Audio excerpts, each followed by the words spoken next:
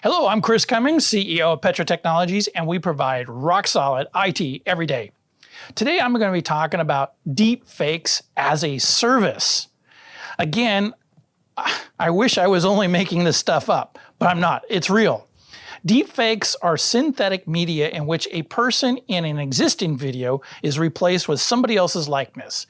They leverage powerful AI to manipulate the visuals and sound content to deceive others.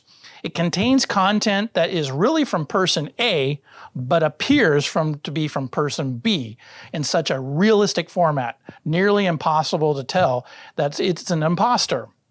This is next level stuff from just making fake driver licenses. This technology started in academic institutions in the early 1990s, but is now really getting interesting. Recently, I was watching the popular show America's Got Talent, and there was a team that brought this to the world stage. Their audition was a man on stage in front of a camera with a big screen overhead with one of the judges portrayed as an opera singer. The image on the screen was computer generated in real time and in sync with the performer below. If you were just watching the big screen, you'd believe it was Simon actually singing opera. This was, of course, for entertainment. Well, here's the scary part. This could be used for major political gain or corporate breaches, or even blackmail or extortion.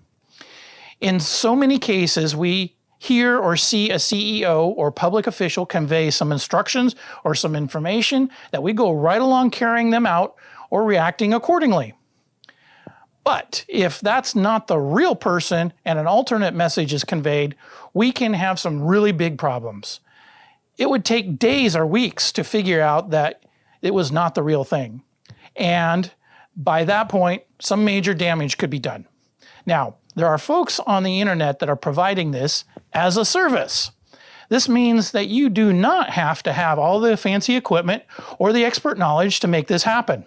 Any person could submit photos or videos to the website with the target person and then upload your video, the source video, saying what you want them to say. This is now around $3 an hour for a basic video with limited time and some imperfections. Or it could be up to $150 a minute for a high quality video with a system without limits or rules.